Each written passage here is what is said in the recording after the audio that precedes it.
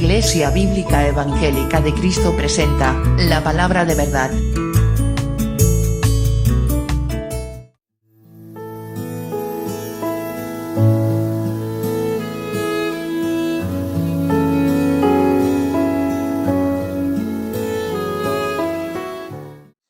Vamos a pasar, si queréis, abriendo vuestras Biblias por el Evangelio según San Mateo. Vamos a estar meditando los versículos 17 y 18. Vamos a estar donde a mí me gusta mucho estar, que es en el Sermón del Monte.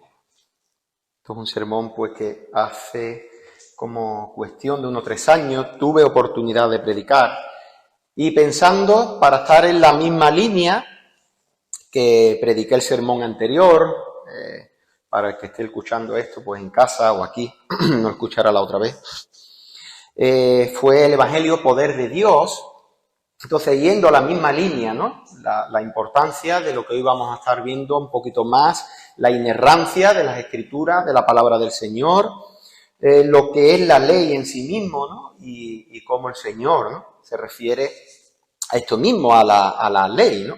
Como podéis ver en las pantallas, el sermón se titula La gloria oculta en la ley. Como antes hace brevemente está orando ya por la palabra y demás, vamos a entrar de lleno en el sermón.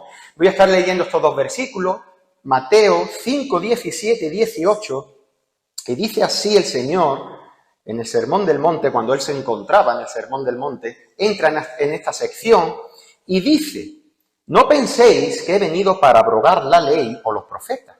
No he venido para abrogar, sino para cumplir. Porque de cierto os digo que hasta que pasen el cielo y la tierra, ni una jota ni una tilde pasará de la ley hasta que todo se haya cumplido. Y nosotros tenemos que ver en qué sección estamos. Nosotros, si habéis leído, ¿verdad?, el Sermón del Monte, nosotros encontramos 3 capítulos, capítulos 5, 6, 7 del Evangelio según San Mateo. Y nosotros ahora, si empiezas a ver desde el versículo 1, primero tenemos que ponerlo en contexto y ver dónde estamos. El Señor se dispone, es decir, el predicador de predicadores, el Señor mismo, si nosotros muchas veces, ¿verdad?, y nos gozamos con los grandes predicadores que la Iglesia, que el Señor ha constituido desde estos siglos, ¿verdad?, desde Charles Spurgeon, Martín Loyola, en estos tiempos como Sugel Michelin, David Barceló, Miguel Núñez. ¿Cuánto más sería, hermanos, si os ponéis en contexto y vamos allí al Sermón del Monte, cuando el mismo Señor, el mismo Creador, el mismo Dios, se dispone a abrir su boca para predicarnos, para enseñarnos, ¿verdad? Encontramos desde el capítulo 1 cómo el Señor se mete de lleno en la bienaventuranza. Cuando empieza a decir el Señor que bienaventurados, gozosos, felices, quiere decir esa palabra, los que son pobres en espíritu, los que lloran, los mansos, los misericordiosos, los pacificadores. Y sobre todo cuando dice que gozosos y felices sois cuando por mi causa os vituperen y os persigan. Ya de por sí eso empieza a consolar el corazón. Pero nosotros llegamos a esta sección, a la sección cuyo tema principal es las enseñanzas de Cristo y el Antiguo Testamento. Muchos dicen, ¿verdad?, que el Nuevo Testamento sí que es verdad que empieza a constituirlo ahora el Señor, pero hay que tener en cuenta que cuando el Señor predica el Sermón del Monte, solo había el Antiguo Testamento. El Nuevo Testamento se iba a constituir, el nuevo pacto, ¿verdad?, el Nuevo Testamento. El Señor empieza a predicar y muchos empezaron a preguntarse, es decir, ¿quién es este que viene predicando? Que no es de ninguno de los círculos religiosos que nosotros conocemos. El Señor, esta persona, llamada Jesús, de Nazaret, salido de Belén, no viene de los fariseos, de los escribas o saduceos.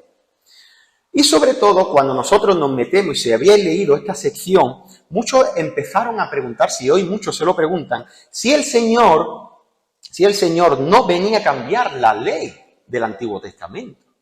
Sobre todo, si nos vamos al versículo 21, de aquí del capítulo 5, hoy es importante que tengáis la Biblia abierta para estar viendo todo esto. Cuando el Señor, por ejemplo, dice en el versículo 21, dice: oíste que fue dicho a los antiguos, no matarás, y cualquiera que matare será culpable de juicio. Pero yo os digo, y hay muchos piensan, hermanos, que el Señor estaba cambiando la ley. porque dice, oísteis que fue dicho a quién. Pero eso oísteis se está refiriendo a los fariseos y no a la ley del Señor. Por eso nosotros vemos aquí en el versículo 17 que dice, no penséis que he venido para abrogar, es decir, para quitar o cambiar la ley. No he venido para quitar, sino para cumplirla. El mismo Señor es el que ha cumplido la ley perfectamente, como solemos decir nosotros, ¿verdad? De pe a pa. Es el Señor el que ha cumplido la ley perfectamente. Por lo tanto, las enseñanzas de Jesús están en completo acuerdo con el Antiguo Testamento. Sin embargo, sus enseñanzas están en completo desacuerdo con los escribas y fariseos.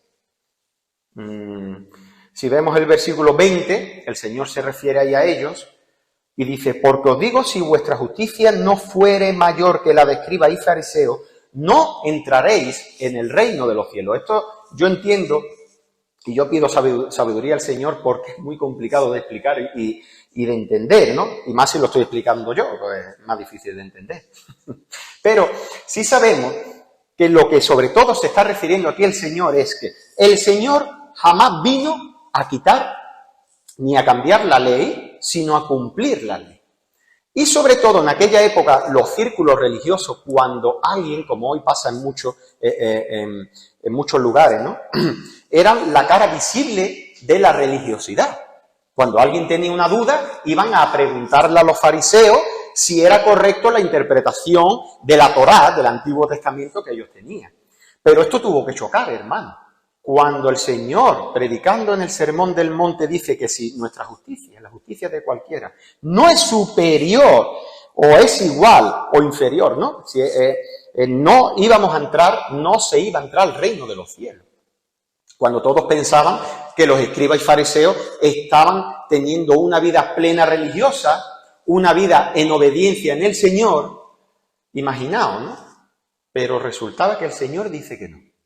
Que no, que esos escribas y fariseos están en completamente desacuerdo de lo que la ley enseña. Es más, este versículo 21, estoy contextualizando, este versículo 21 dice que los fariseos lo estaban enseñando mal en la sinagoga. ¿Por qué?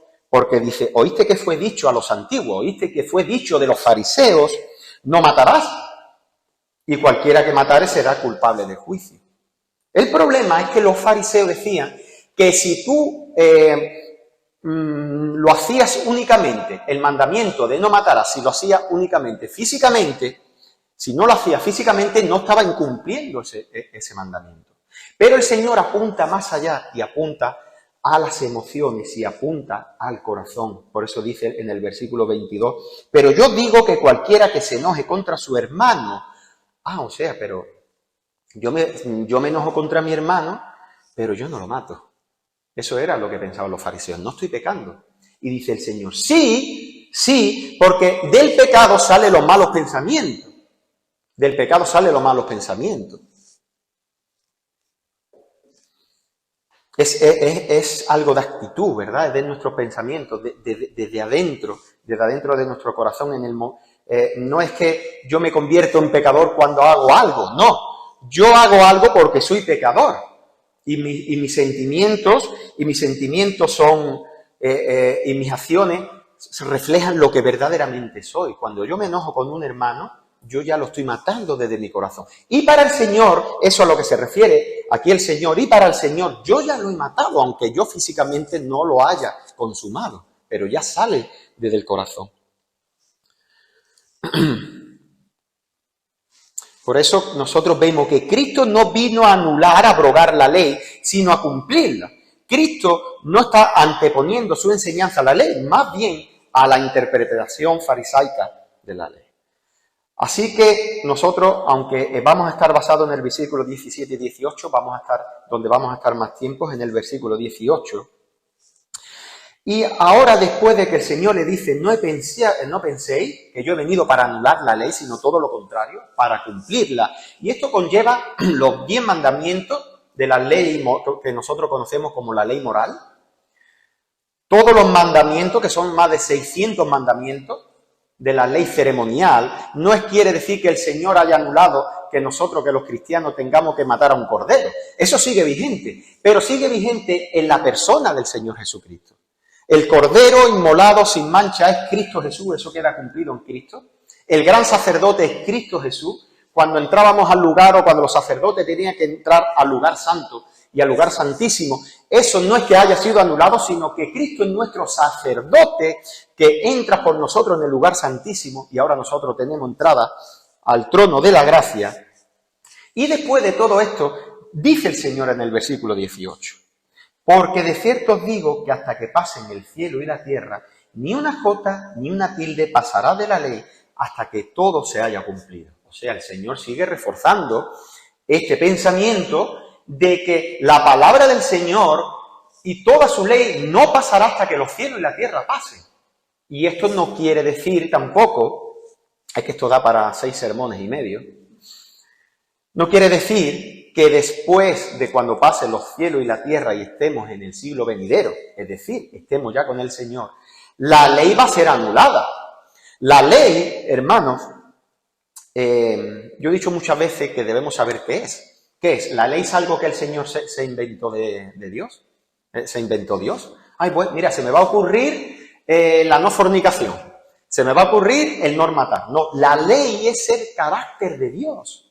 Por eso, la más muestra amor, sin querer desviarme del sermón de hoy, la más muestra amor es cumplir los mandamientos, es la obediencia. No es decir yo amo a Jesús, no es venir a una iglesia, sino es decir, es hacer la ley, es hacer los mandamientos, es la obediencia a Dios. A lo que se refiere aquí el Señor, nosotros sabemos, y no me quiero desviar, es que hay constituido cosas que sí son pasajeras, por ejemplo, como el matrimonio. El matrimonio sí fue constituido para mostrar lo que es la Trinidad, ¿verdad? Esa unión que tiene la Trinidad por toda la eternidad. Y nosotros, a través del matrimonio, reflejamos la relación que tiene entre padre e hijo, ¿verdad? Como el padre es cabeza de todos, el mayor de todos, dice el Señor, y el hijo se somete voluntariamente a su padre. Esa es la referencia del matrimonio, ¿no? La imagen del matrimonio. Y eso es a lo que se está refiriendo al Señor, que hay cosas, hay leyes constituidas que estarán hasta que pase el cielo y la tierra. Pero sobre todo, ¿a qué lo que se está refiriendo el Señor aquí?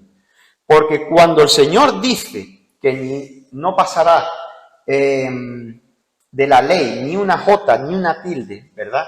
No se está refiriendo a la jota que nosotros conocemos. No se está refiriendo a la palabra jota que nosotros tenemos en nuestro alfabeto, en nuestro diccionario, sino la palabra jota. Yo una vez intenté, ¿no? Intentar aprender el diccionario, el alfabeto hebreo, y la verdad es que un simple palito cambiaba todo el significado de la frase. Y eso a mí fue una cosa que yo dije, buah, esto yo puedo tardar años simplemente para aprenderme el alfabeto. Era algo impresionante, ¿no? Y ese palito, por ejemplo, yo pongo un ejemplo, ¿no? No es lo mismo podar que rodar. Ya cambia, ¿verdad? ¿Qué es lo que marca la diferencia entre la palabra podar en la P y la R? Un simple palito. Yo pongo ese ejemplo para que entendáis a lo que se está refiriendo aquí el Señor. Y, sobre todo, lo que el Señor está diciendo aquí es que hasta que no pasen los cielos y la tierra, mientras estemos en este lado de la eternidad, toda la palabra del Señor seguirá siendo importante por todo el tiempo. Por todo el tiempo. Por lo tanto, Cristo no venía a cambiar la ley, es lo que está diciendo aquí el Señor. No vendría a dar nuevos mandamientos, a decir, no, mira, lo que dijo aquí ahora el Señor, esto ya no vale para nada, incluso la ley ceremonial, sino que queda cumplido en Cristo. Y nosotros, hermanos, encontramos dos puntos principales en estos dos textos. Uno es que la palabra de Dios posee autoridad absoluta e infalible. La palabra de Dios no puede fallar ni ese palito, y a lo que nosotros vamos a ver en esta mañana. Una tilde, una simple tilde, un simple palito, un simple acento, es importante la palabra del Señor y no falla, es inerrante. Y lo que el Señor nos está enseñando aquí es que existe una conexión esencial entre el Antiguo Testamento y el Nuevo Testamento. que lamentablemente esto choca hoy en muchos círculos. Así que vamos a ver, primeramente, la palabra posee autoridad absoluta e infalibilidad. La palabra de Dios es infalible, es inerrante, no posee ningún error, no puede fallar, así como la palabra de Cristo es inerrante e infalible, ya que Cristo es Dios. Cuando en Juan 1.1, ¿verdad? Nosotros vemos, dice, y el verbo es la palabra de Dios, el verbo se está refiriendo a Dios, y cuando Cristo estaba hablando, es el mismo Dios hablando, ya que Cristo es Dios. Por lo tanto, hermanos, hay que decir una cosa, o los dos se sostienen o caen, el Antiguo Testamento y la palabra de Cristo, ya que uno es verdadero y uno también, o si uno es falso, el otro también es falso. Quiero decir, si Cristo está hablando la verdad, está diciendo que el Antiguo Testamento es palabra de Dios, ¿verdad? Y ambos conectan entre sí. O lo que quiero decir, que si uno es falso, el otro sería falso. No podemos creer en Cristo sin creer en el Antiguo Testamento.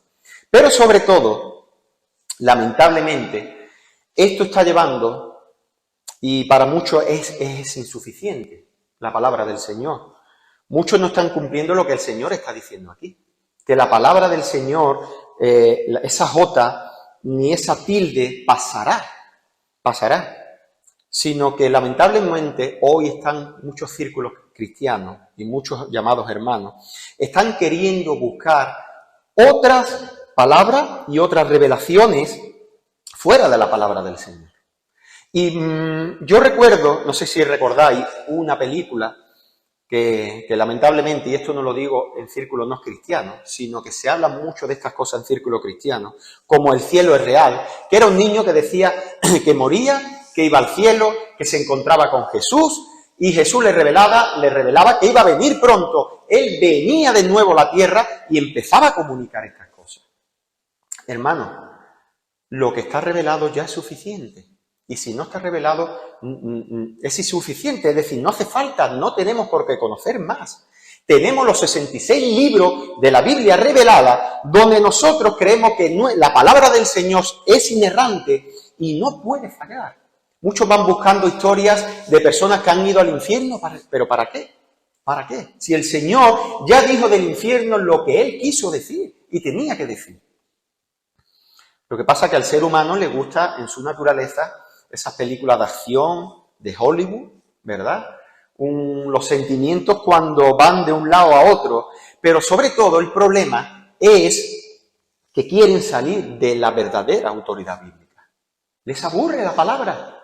Y eso se ve incluso cuando en muchas iglesias llegan personas y está esperando que el predicador le dé una palabra fresca. Una palabra fresca. Me ha salido un andaluz también. Una palabra fresca. Y que le diga, oye, tú que has venido aquí esta mañana, el Señor me está diciendo que te va a bendecir. Y eso se vive en muchos sitios. Yo lo he vivido, lamentablemente. Es necesario, no es necesario.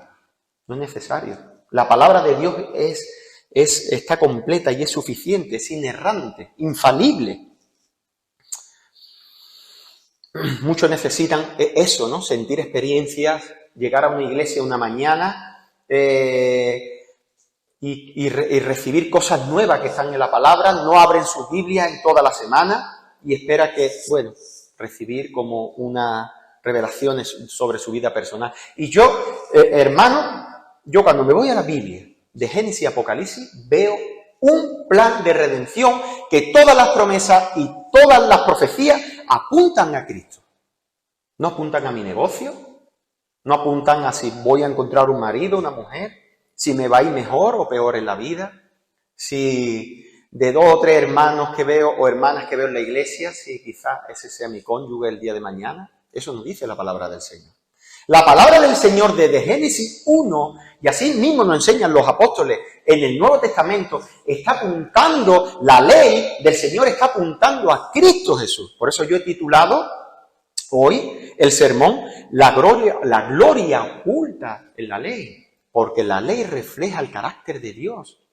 Cuando los apóstoles y profetas, y a mí me enseñaron, cuando me empezaron a enseñar la Biblia al principio, en una iglesia, por decir iglesia que yo estaba, todas las profecías me decían que apuntaban a mi vida personal. Incluso me decían que yo abriera la Biblia, que la abriera y que apuntara con el dedo como un horóscopo. Que apuntara con el dedo y que yo ahí podría ver lo que el Señor me tiene que decir. Pero es que a lo mejor otro hermano se acercaba a ese versículo y para él quería decir otra cosa. Y no, la palabra del Señor solo tiene una interpretación. Puede tener muchas aplicaciones por lo que tú estás pasando en tu vida, ¿no? Pero solo tiene una interpretación. Y la interpretación principal apunta de Génesis y Apocalipsis es apuntar a la gloria de Cristo, al plan de redención que hay en Cristo Jesús. Y la ley, hermanos, no está apuntando a poder salvarnos por nuestras propias obras, sino a reflejar el carácter de Dios. Eso es la ley. Para nosotros conocer quién es Dios y que nosotros podamos ver que estamos muy apartados de ser santos como Él es santo. Muchos dicen, y yo lo he escuchado incluso entre hermanos, es decir, cuando yo suba al cielo voy a tener una conversación con Adán. Le voy a decir que por culpa de él estamos como estamos. No, hermano. Si nosotros hubiésemos estado en el lugar de Adán, hubiésemos caído 1,000 veces. Porque lo que demuestra en la creación, incluso con los ángeles que aún se mantienen santos, que no han caído, es que solo están sostenidos por la gracia del Señor. Y el único santo que ha vivido por toda la eternidad en santidad, y eso se ha demostrado cuando Cristo se hizo hombre y vivió una vida de obediencia hasta la muerte de cruz, es Dios. Y la ley que nosotros vemos en el Antiguo Testamento, que es lo que intentaban hacer los fariseos, es cambiarla, adaptarla a nuestras condiciones. ¿Qué es lo que decían los fariseos? Como he dicho al principio. ¿Oíste que fue dicho? No matarás. Ya está. Yo no he matado, soy santo. No, nuestro corazón nacemos siendo asesinos. O como dice más adelante en el versículo 27, oíste que fue dicho, no cometerás adulterio. Y ahí se quedaban los fariseos. Y ellos empezaban a enseñar en la sinagoga, oye, si tú no has cometido adulterio, si tú no has fornicado, tú no te preocupes que no eres fornicador ni adúltero delante de Dios. Pero dice el Señor, pero yo digo que cualquiera que mira a una mujer para codiciarla, ya adulteró con ella en su corazón. Y eso no está haciendo nadie. Pero es que a mí el fariseo me está enseñando que si no cometo adulterio, yo no soy un adúltero delante del Señor. No, pero el Señor está apuntando a nuestra condición natural. Vuelvo a decir lo que he dicho antes, ¿no? Nosotros no nos convertimos en pecadores cuando pecamos, sino como somos pecadores, pecamos. Aunque yo no haya cometido el adulterio, si yo he mirado a una mujer desde mi corazón para codiciarla, he adulterado delante del Señor. Y no estoy exento cuando he cometido ese adulterio. Es como el ejemplo que siempre me gusta poner a mí, el gatito. Un gato no se convierte en un gato cuando toca la lana, se sube por las cortinas, ¿verdad? No es una bola de pelo que cuando juega con la lana, oye, mira, es gato. Y después ladra y dice, ya es perro. No. El perro ladra, ¿por qué? Porque es un perro. El gato juega con la lana, ¿por qué? Porque su naturaleza es un gato. Tú y yo pecamos porque nuestra condición natural es que somos pecadores. Somos pecadores. Y eso es lo que estaban haciendo los escribas y fariseos. Y esto nos enseña hoy en muchos círculos también. No hace falta irnos a este tipo de iglesia que yo esta mañana estoy hablando, sino que enseñan que tienen que vestirse, que la mujer pues no se puede poner pantalón porque va al infierno, no se puede echar tinte, no se puede ni siquiera depilar, hay muchos así, Sino, el problema de estos lugares es que nos apuntan al pecado del corazón. Por supuesto que una mujer cristiana tiene que vestir con modestia, ¿no? Para no provocar a que la miren otros hombres. Pero el problema es que en muchos lugares, estos fariseos modernos de hoy, no apuntan al pecado del corazón. Y muchos necesitan eso, ¿no? Nuevas revelaciones, que el Señor me hable de otra manera. ¿Por qué? Porque si yo me meto aquí a estudiar el Sermón del Monte, me aburre porque no habla de lo que a mí me interesa. Pero es que si tú eres verdaderamente creyente y tú sabes lo que verdaderamente necesitamos, hermanos, y esto lo digo con alivio, cuán gran consuelo encontramos en la palabra del Señor. Vete a la ley, vete a Levítico, vas a encontrar más de 600 mandamientos ceremoniales y tú vas a decir, pero es que yo, hermano, si es que estoy viendo ahí 600 mandamientos y yo no podría cumplir uno. Sí, un día podría haber matado un cordero, pero a lo mejor mi corazón no me estoy arrepintiendo como me tengo que arrepentir. Pero por eso mismo la ley está apuntando a que nosotros no podemos ser ese sacerdote que sacrificaba al cordero, no podíamos ser el cordero, no podíamos hacer obra de sacrificio para salvarnos. Sino yo cuando veo Levítico, hermano, veo muy claro la imagen, veo a dónde apunta esa ley, que apunta a Cristo Jesús. El cordero, el sacerdote, el profeta, el rey, todo apunta al Señor. Y sobre todo daos cuenta, ¿cómo empieza Moisés en Génesis 1:1? No empieza diciendo, hola, yo soy el Señor, creen en mí, por favor, existe, os voy a demostrar que existo. No. Dice, en el principio creó Dios los cielos y la tierra. Dios no empieza demostrando que Él existe, sino que es algo que lo da por hecho. La Biblia ya de por sí no habla ni se trata de demostrar la existencia de Dios, sino que es el mismo Dios hablando. Esa es la palabra. Pero, hermano, eso no es algo nuevo que nosotros podemos ver en iglesias, sino eso es la condición natural. ¿Dónde empieza la insuficiencia de la palabra de Dios? Empieza en el Edén. En el Edén, en el huerto del Edén, cuando estaban Adán y Eva, que aún no habían cometido pecado, Adán tenía la palabra del Señor. Había recibido unos mandamientos, que cuidara de su esposa, que cuidara del huerto del Edén y que no comiera del árbol de la ciencia del bien y del mal. Pero ¿qué es lo que necesitaron o ellos creyeron que necesitaron? Nuevas revelaciones, ¿verdad? Ya Dios le había dado lo que le tenía que dar. Esto te lo doy, te doy todo el huerto para que lo cuides y lo labres, pero de ese árbol no comas. Pero el hombre, ¿verdad? El pecador, ahí nuevamente viendo la naturaleza del ser humano. Esas nuevas palabras. Con que Dios ha dicho que no comáis de este árbol, ¿no? Y dice la serpiente, ¿sabe Dios que el día que comáis seréis como Dios? Y ahí está el hombre, ¿verdad? Sacando nuevas palabras del Señor. Dios me ha dicho y hermano. Y el que dice estas cosas, que está hablando en nombre de Dios sin que Dios haya dicho, es algo que nosotros vemos en el Antiguo Testamento, que el profeta que daba una sola falsa profecía era apedreado.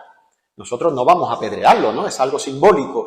Pero cuán horrible es caer en manos del Dios vivo. Y hay muchos que hacen esto. Y dicen de parte del Señor, el Señor ha dicho, ¿verdad? Y por eso vienen a estas iglesias esperando que alguien le diga que viene tiempo de bendiciones. Que viene tiempo de bendiciones, cuando el Señor no ha dicho nada de esto. Y apunto al corazón, y el problema es ese, ¿no? Que la palabra del Señor para ellos es insuficiente y necesitan nuevas experiencias. Necesitan sentir en sus corazones nueva palabra que se adapte a ellos, no ellos adaptarse a la palabra del Señor. Sproul decía, si hay algo que no te gusta de la palabra de Dios, el problema no está en ella, sino en ti. Si hay algo que no te gusta de la palabra de Dios, el problema no está en ella, sino en ti. Y es así, porque la palabra del Señor es la misma palabra del Señor.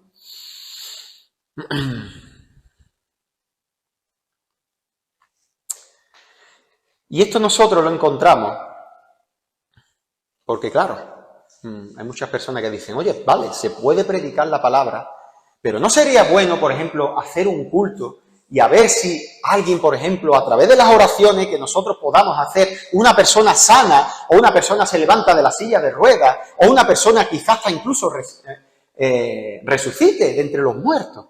Pero nosotros encontramos esto mismo como el Señor en una parábola del rico y Lázaro podemos ver donde esto mismo se encuentra.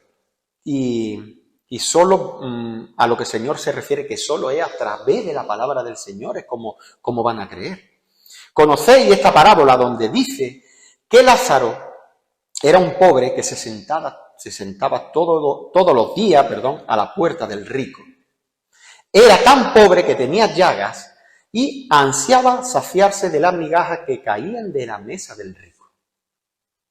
Dice que Lázaro era tan pobre que aún los perros venían y le lamían las llagas. Pero dice en Mateo 16 que mueren los dos, que el rico pasa a la vez, conocido como el infierno, y Lázaro, el pobre, pasa a estar al seno de Abraham. Abre los ojos el rico y ve, ahí dice que ve a Lázaro junto a Abraham. Y le dice el rico a Abraham: te ruego, pues padre, diciéndole a Abraham, que envíe a la casa de mi padre, pues porque tengo 5 hermanos, para que le testifique a fin de que no vengan ellos también a este lugar de tormento. El rico le dice a Abraham: padre Abraham, te ruego que mande a Lázaro, al pobre, a la casa de mi padre, para que le testifique y no vengan conmigo a este lugar de tormento donde yo estoy, porque dice que incluso, ¿verdad?, él saciaba de que se le acercara una gotita de agua para saciar su sed. Dice, y Abraham le dice: a Moisés y a los profetas tienen, óiganlos. Él entonces dijo: no, padre Abraham, os va a sonar esto. Pero si alguno fuere de ellos entre los muertos, es decir, si alguno resucitara, se arrepentirán, ¿no? Si un muerto se levanta, se arrepentirá. Mas Abraham le dijo: si no oyen a Moisés y a los profetas, tampoco se persuadirán, aunque alguno se levantare de los muertos. Le dice el rico a Abraham: no, padre, si mi familia ve a muertos levantarse de sus tumbas, si mi familia ve a personas inválidas levantarse de la silla de ruedas, ellos van a creer. Y le dice Moisés: no, ellos tienen a Moisés. Si no oyen a Moisés y a los profetas, tampoco se persuadirán, aunque algunos se levantaren de los muertos. Por eso en el sermón que yo prediqué anteriormente, no dicen que los milagros y el resucitar a los muertos es poder de Dios para salvación, sino el Evangelio es poder de Dios para salvación. Lo que está diciendo aquí Abraham es que tenemos las palabras del Señor y únicamente a través de la palabra del Señor es como los muertos volverán a la vida. Los muertos espiritualmente volverán a la vida, ¿verdad? Abraham le dice que en la forma que ellos creerían es a través de lo que está escrito en la palabra de Dios, lo que el Señor ha revelado en su palabra, y con ello es suficiente. No hay ni que añadir ni quitar. No hay que añadir milagros, no hay que añadir cultos de jueves de milagros y liberación. No, la palabra es suficiente. Por eso nosotros aquí, Quique y yo, y seguimos hablando, ¿no? Y desde hace mucho tiempo, desde nuestra otra época en Algeciras, siempre teníamos muy claro centrar el culto, las alabanzas, las oraciones a la palabra del Señor. Yo le doy gracias al Señor que por lo menos en esta iglesia podemos centrar el culto en la palabra del Señor. No se trata de hacer largas oraciones, no se trata de orar por esto mismo, ¿no? Y no quiero decir que el Señor no puede hacer milagros. El Señor se glorifica como Él quiera. Si el Señor quiere sanar a una persona de cáncer, lo va a hacer sin preguntar a nadie. Si el Señor quiere levantar a un minusválido de la silla de ruedas, lo va a hacer. Y si el Señor quiere resucitar a un muerto, lo va a hacer. Porque Él es Dios. Y Él no está sujeto a nada. Pero no hagamos de una regla una excepción. No hagamos eso. Es más, y oremos, hermanos, por enfermos que tienen cáncer, que van de camino a la muerte. Pero lo que enseña la palabra del Señor, que lo que va a salvar al pecador de su pecado es el Evangelio. Es su Evangelio que está escrito en su palabra. Y nada de esto va a cambiar hasta que los cielos y la tierra pasen. ¿Qué es lo que está diciendo aquí el Señor? Porque de cierto os digo que hasta que pasen el cielo y la tierra, ni una jota ni una tilde pasará de la ley hasta que todo se haya cumplido. ¿Qué hicieron los 10 leprosos? ¿Verdad? Se acercan al Señor, fueron sanados 10 y solo volvió uno. Solo volvió uno. Israel, ¿cuántos milagros vio Israel? Ya lo decía la otra semana. Las plagas de Egipto, cómo fueron liberados. Cómo caminaban, ¿verdad? Cómo les abrió el mar rojo. Cómo por la noche el Señor iba, ¿verdad? Como fuego alumbrándole el camino. Y por el día como una nube guiándolos. Judas vio milagros, vio muertos volver a la vida y aún así nunca nació de nuevo. Eso no nos va a hacer nacer de nuevo. Quitemos esa centralidad. Y sobre todo, aquí está la cuestión, hermano. ¿Cuántos vieron los milagros de la multiplicación de los panes y los peces, perdón? ¿Cuántos lo vieron? ¿Cuántos lo vieron? Y todos seguían al Señor, ¿verdad? Y muchos iban detrás del Señor y decían, Él es mi Rey, mi Señor. Pero ¿qué sucedió en el momento que Cristo empezó a centrar su ministerio en la predicación de la palabra, en la predicación del Evangelio? Dice en Juan 6:66, desde entonces muchos de sus discípulos volvieron atrás y ya no andaban con Él. Y le dice el Señor a sus 12, dice, ¿queréis acaso iros también con vosotros? Y aquí está la cuestión. Pedro era mucho Pedro para lo bueno y para lo malo. Y le dice Simón Pedro, Señor, ¿a quién iremos? Solo tú tienes palabra de vida eterna. Señor, sí, tú has estado haciendo el milagro. Gracias, te doy gracias cada día por los panes y los peces. Te doy gracias cada día por sostenerme en vida. Gracias por mi familia. Gracias por todo lo que tú me das. Señor, pero si tú dejas de hacer eso en mi vida, no quiero irme de ti porque solo tú tienes palabras de vida eterna. Yo sé que mi gran problema no es el alimentarme, mi gran problema no es mi trabajo, mi gran problema no es que yo no haya cumplido mi sueño, sino mi gran problema es que yo, Señor, estaba pecando contra ti y yo estaba muerto en delitos y pecados. Y estoy escuchando a miles de moralizadores, de psicólogos, que solo me dicen, ánimo, pero Señor, solo en ti encuentro palabras de vida eterna. Palabras de vida eterna. Y esta es la cuestión, ¿no? Judas, ¿cuántos milagros vio Judas? Pero dice que era el hijo de perdición, que nunca nació de nuevo, ¿verdad? El no creyente nunca va a entender esto, ¿verdad? Nunca va a entender que leamos la Biblia buscando consuelo cada día cuando nosotros pecamos. Todos los días pecamos, muchísimo, muchísimo. Yo debo de reconocer que últimamente llevo la vida un poquito más frustrante de lo que le he llevado desde que me convertí. Estoy más frustrado, estoy más desesperado y la verdad, la parte buena es que cuando me pongo la Biblia y leo un pasaje, me leo un salmo, me encanta el Salmo 32, cómo el Señor habla ahí, ¿no? De cómo nos perdona, qué es lo que somos nosotros. Y ahí yo entiendo a Pedro cuando dice, Señor, que vas a dejar de hacer los milagros de los panes y los peces. Señor, tú solo tienes palabra de vida eterna. Yo no sé mañana lo que va a deparar mi día. Mañana yo sé que me tengo que levantar, si el Señor lo permite, a llevar a los niños al colegio, a ir a trabajar. No sé si mañana, como sabéis, en la inmobiliaria voy a vender o no, espero que sí.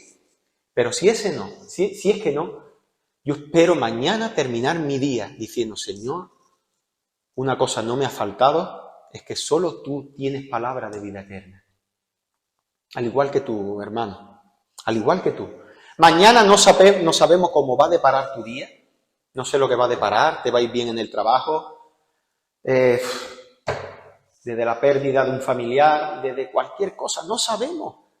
Es el día a día que nosotros estamos viviendo muchas veces, y yo el primero, nos creemos que mañana va a ser el mejor día de nuestra vida, y no es así, hermano. Preparémonos para lo peor. Estamos en un mundo donde hay muerte, donde predomina el pecado, donde predomina la persecución, donde predomina el Dios de este siglo, que es Satanás. Pero hermanos, tengamos por hecho que el Señor, solo Dios, tiene palabra de vida eterna. Ni una jota ni una coma pasará de la ley. Ni una. Para la Iglesia, para nosotros. Vayamos al Antiguo, al Nuevo Testamento, ni una palabra pasará de la ley. El pecado siempre seguirá siendo pecado. Siempre. Por muchos fariseos que salgan, incluso en la Iglesia moderna, que es incluso con el tema del homosexualismo, ¿verdad? El pecado siempre ha sido pecado. El Señor dijo en el Nuevo Testamento que creó al hombre varón y hembra, lo creó. Varón y hembra. Y hoy salen muchos diciendo que ha nacido en un cuerpo equivocado. Y lo lamentable de esto, hermanos, no es que solo pasa a la sociedad, que ya se está metiendo en muchas, por llamarlas también iglesias. Dice que ni la ciencia ni la biología determinan qué es cada persona, sino lo que yo quiera decidir. O sea, que si tú has nacido en un cuerpo equivocado es que Dios se ha equivocado, es lo que están diciendo ellos, ¿no? Pero nosotros vemos que no, que el Señor creó al hombre varón y a la mujer hembra, y Dios no se equivoca. Y tanto en el Antiguo Testamento, para no meterme mucho en este tema, pero tanto el Antiguo como en el Nuevo Testamento, Dios, por medio de sus profetas, condena fervientemente el homosexualismo. Lo condena. Es abominable delante del Señor. Y la Iglesia, la verdadera Iglesia no se callará ante esta perversión, porque ataca directamente al rostro de Dios. Lo ataca directamente hacia el diseño original, mujer y hombre, ese es el matrimonio. La autoridad que tiene el padre sobre su hijo de educar a su hijo religiosamente, ¿verdad? Y sabemos que aunque Dios entregó a pasiones vergonzosas, ¿verdad? Dice que fue Dios mismo y su ley el que cambió el uso natural, que es contra naturaleza, ¿verdad? Nosotros no podemos dejar de predicar la verdad en la Iglesia. Por lo tanto, el Dios del Nuevo Testamento es el mismo que el Dios del Antiguo Testamento. Es el mismo. Y llegamos al punto número 2, para ir terminando, y es que existe una conexión esencial entre el Antiguo Testamento y el Nuevo Testamento.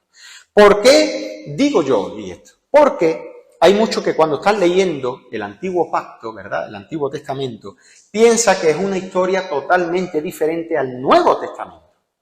Dice, no, en el Antiguo Testamento nosotros éramos salvos por justicia y en el Nuevo por gracia. Pero no es lo que el Señor está enseñando ni enseña en toda la Biblia. Yo lo que veo es que tanto en el Nuevo Testamento como en el Antiguo Testamento, la salvación siempre ha sido por gracia. ¿Cómo fue sacado Israel del pueblo de Egipto? ¿Por obras o por gracia? Por gracia. Israel estaba ahí esclavizado y llega el Señor y le dice a Moisés, ve a hablar con Faraón y dile que yo soy el que yo soy Jehová de los ejércitos y yo voy a liberar al pueblo de Israel, que es mi pueblo. Y el pueblo no estaba ni orando ni haciendo nada, estaba ahí esclavizado, ¿verdad? Y sobre todo no podemos pensar que hay dos historias diferentes. Cristo no existía en el Antiguo Testamento y de pronto aparece como un plan B en el Nuevo Testamento y te dice, mira, como el hombre, el ser humano, no se ha podido salvar, Dios ha tenido un plan B con su Hijo, Señor Jesucristo. No sé si habéis leído Isaías 53. A mí si me llegan a leer Isaías 53, cuando yo no sabía que era del Antiguo Testamento, yo hubiese dicho, sí, eso tiene que estar en uno de los evangelios, ¿verdad? Porque está hablando claramente del Señor Jesucristo. Ahora somos salvados por gracia, pero antes era por justicia propia. Primeramente, ¿cuándo ha enseñado las Escrituras que la salvación es por obras propias? Nunca. Desde el principio, desde la caída, hemos visto que la justificación es por la fe en las promesas de Dios en el Mesías. Y ahora nosotros sabemos que el Mesías es Cristo Jesús. podemos ver que todos los personajes e historias que están en la Biblia no estaban para moralizar a los lectores del Antiguo Testamento a ser mejor personas, a cómo David venció a Goliat, nosotros podemos vencer nuestros gigantes. No, la Biblia no está enseñando eso. ¿Qué dijo el Señor a los escribas y fariseos? Le dijo, escudriñad las Escrituras, es decir, estudiar las Escrituras. Porque a vosotros, cuando vosotros las estudiáis, os parece que en ellas tenéis la vida eterna. Dice, pero ellas son las que dan testimonio de mí. ¡Wow! Eso lo está diciendo el Señor. El libro de Ruth, hermanos, no está para ver una historia bonita entre una nuera y una suegra, sino para ver cómo a pesar de la muerte, Dios pone a Ruth ante la descendencia para la llegada de un Salvador. ¿Verdad? Vemos ahí a Ruth cuando se le muere el marido. Noemí va a perder a su nuera y ahora resulta de que de una manera majestuosa Ruth acaba casada con Boz y ahí viene la descendencia de David. Y ahora resulta que Boz, no sé si era el abuelo o el bisabuelo de David. David y Goliat no es para motivarnos a vencer nuestros gigantes, eso no está para eso, sino para que el pueblo de Dios entendiera cómo iba a ser su redención. ¿Qué estaba haciendo el pueblo de Israel? Asustado. Sabía que no podía vencer al gigante Goliat. Pero llega el rey de Israel, David, que es un símbolo de Cristo, que vence a nuestro gigante, que nosotros no podíamos vencer. ¿Cuál es nuestro gigante? La muerte, el pecado. Daniel en el foso de los leones no está para ver cómo el ser humano puede vencer a unos leones, ser más fuerte, ¿verdad? Sino para apuntar al Salvador, donde en el foso de la muerte, ¿verdad?, no lo pudieron devorar. Y todo está apuntando, todo el Antiguo Testamento, toda la ley está apuntando a Cristo. Así como Jonás estuvo 3 días y 3 noches en el vientre del pez, así estuvo el cuerpo de Cristo en el sepulcro 3 días y 3 noches, donde la muerte no lo pudo detener. Hermano, la salvación en el Antiguo Testamento es igual que en el Nuevo. Ay, pero entonces para que el Señor dio la ley, pero se lo dice Pablo en el Nuevo Testamento, que la ley es un ayo para llevarnos a Cristo. La ley refleja el carácter de Dios. Vemos la imposibilidad de llegar a ser santo y a través de la ley, cuando nos vemos condenados, buscamos a nuestro Salvador. Pero sobre todo, porque hay muchos que no pueden ver cómo la ley apunta a la gloria de Cristo. Esto es una condición natural. Estamos ciegos, estamos sordos y no podemos ver a Cristo en el Antiguo Testamento. En el pasaje paralelo que hemos leído al principio de la reunión, 2 Corintios 3, 13, 18, ahí dice, a partir del versículo 13, que cuando Moisés por segunda vez subió a recibir la tabla de la ley, dice que ponía un velo sobre su rostro. Bajaba Moisés del monte de recibir la tabla de la ley y con la ley en la mano dice que ponía un velo sobre su rostro para que los hijos de Israel no fijaran la vista en el fin de aquello que había de ser abolido. Pero el entendimiento de ellos se embotó. Fijaos, dice que el entendimiento de ellos se cegó.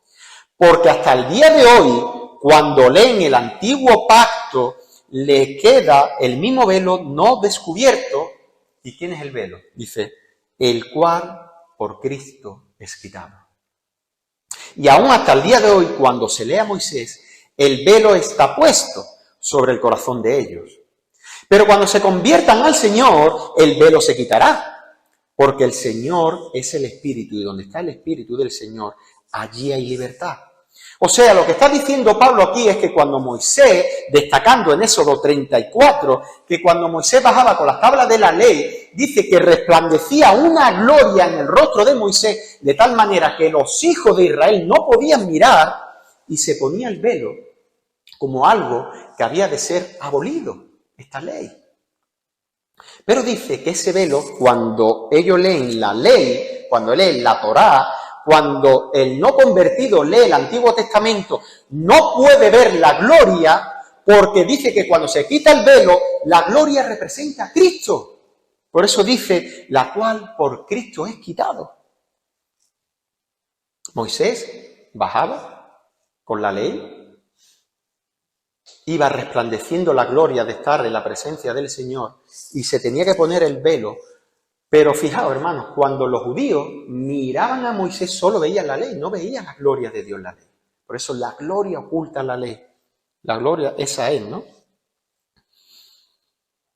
Es en Cristo a quien apuntaba la ley, a quien apuntaba todo el antiguo pacto, el Antiguo Testamento. Cristo es el cumplimiento de todas las promesas de Dios, en el cual, como dice Pablo, en él son sí y en él amén. Él es la gloria de Cristo, que estaba escondida detrás de la ley, ya que esta es un ayo para llevarnos a él. Es la revelación de Cristo, la ley es la revelación de Cristo donde tenemos la más completa revelación de la gloria de Dios y en el Evangelio la máxima manifestación de la gloria de Dios. Es decir, en la revelación de Cristo es donde tenemos la más completa revelación de la gloria de Dios y en el Evangelio la máxima manifestación de la gloria de Dios. Y como va a decir Pablo a los romanos, Cristo es el fin de toda la ley.